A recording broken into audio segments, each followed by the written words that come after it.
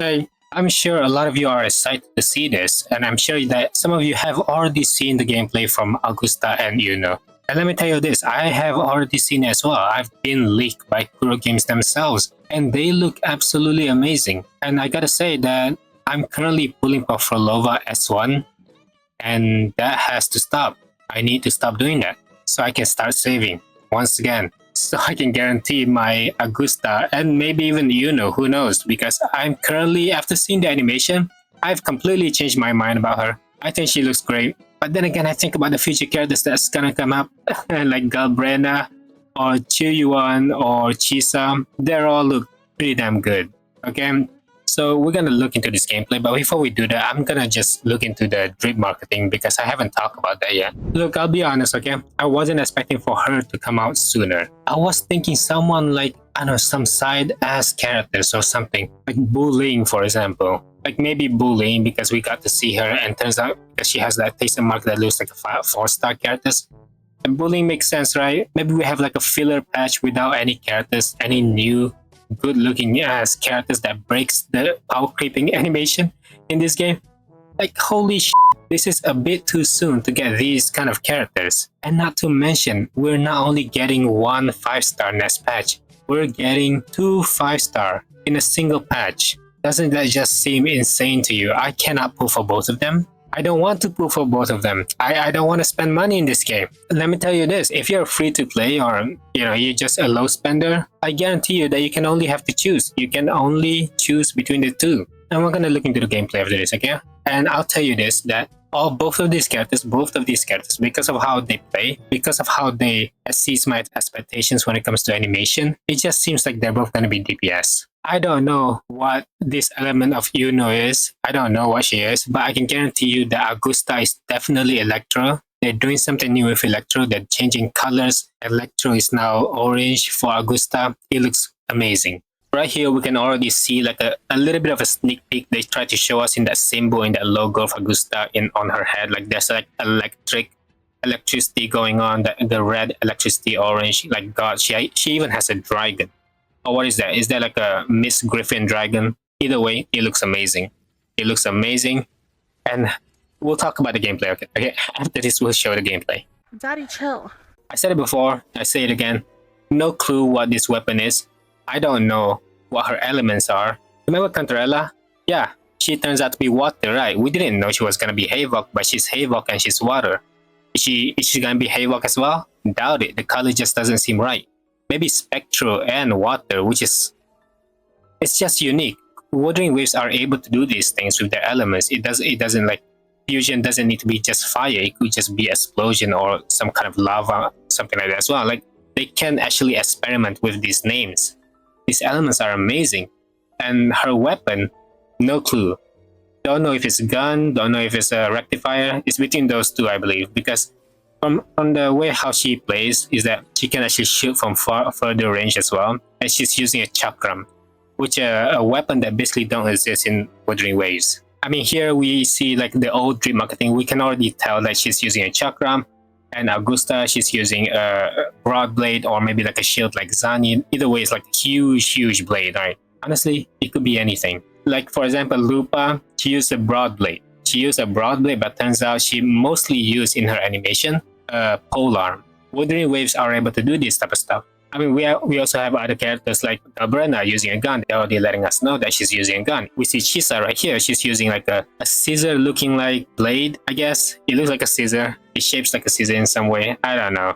It just reminds me a lot of Kill la Kill. Now, we even have like characters like Chuyuan, which he is using. I don't know what the that was. I don't know what that is. It looks like a fishing rod, if I'm being honest with you. But all I'm trying to say is that Wuthering Waves are able to experiment in a lot of other ways. The elements can go far and beyond what they're trying to say. Like before this, we're only known for fusion to be like a fire, Aero for it to be wind, Havok for some sort of like a dark element, or sometimes Spectro is like light or rock.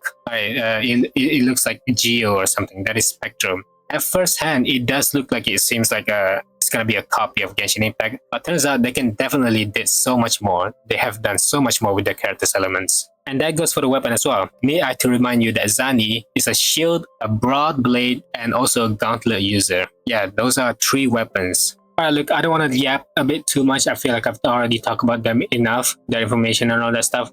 We're just gonna look into the gameplay. And we're just gonna give a little bit of a commentary, alright? Like you can see the electricity going around her hair, like she's going Super Saiyan, like holy, like that looks so cool. That is how fast her broad blade is. And the AoE, that summoning a dragon, oh, suddenly that went by so fast. And this is the first ult. This is the first ult. Alright, she goes around and attack. The AoE slash all over the place, like that looks so cool as well. That is another big AoE, probably another nuke or something. Her second ult, absolutely amazing. It goes by so fast. And I know that they are not showing everything. Just like what they did to cartethyia, they did not show everything, her basic attack one by one, right? The throwing all the 3 swords like that. They didn't show enough. This is not a finished product. They probably have a lot more to add into. Now let's look into this Iuno character. Iuno, fluid character, her movement is very smooth. She's watery, she's slippery, she looks... I don't know, her gameplay is just so cool as well.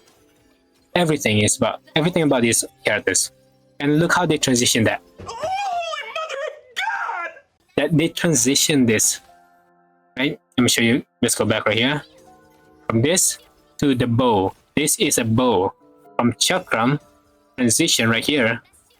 Like she's diving inside the water. It just looks good.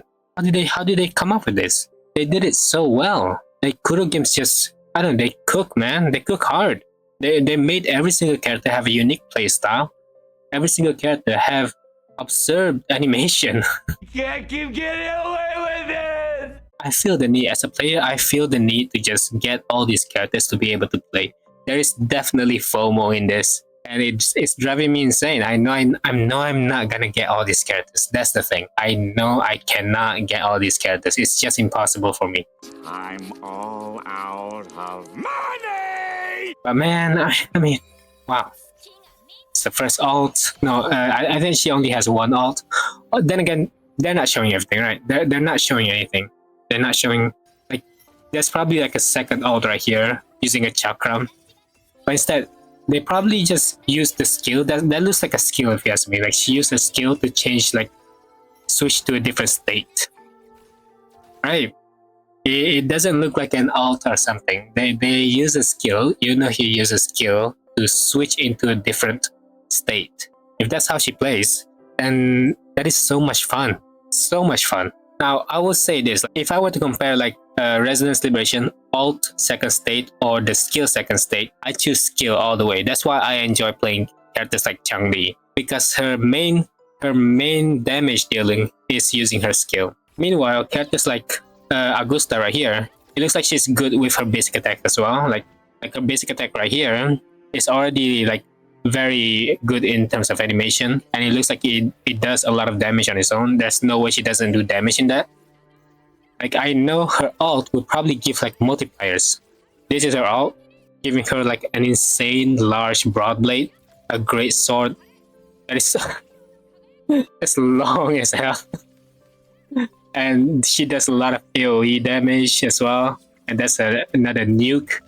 Yeah, that's what it seems to me. It just seems so cool. And of course, for me, I'm definitely going for someone like Augusta. I do not prefer characters like Iuno, but if I have extra pulls, extra airstrikes, you know, which is kind of impossible at this one because I did try to pull off Phrolova 2 times. And knowing me, how I play these games, I pull for the weapon. 100%. I'm also going to pull for weapons like Augusta right here. I mean, it looks like she's using a weapon of her own, you know. This is her signature right here. Like this is her signature. Unlike Iuno right here, she's using a chakram, which is a weapon that doesn't exist. So most likely she has a signature, but we're probably never gonna get to see her signature, you know. She mostly just gonna use this different alternate weapon. But yeah, all in all, I think that you gotta choose between the two.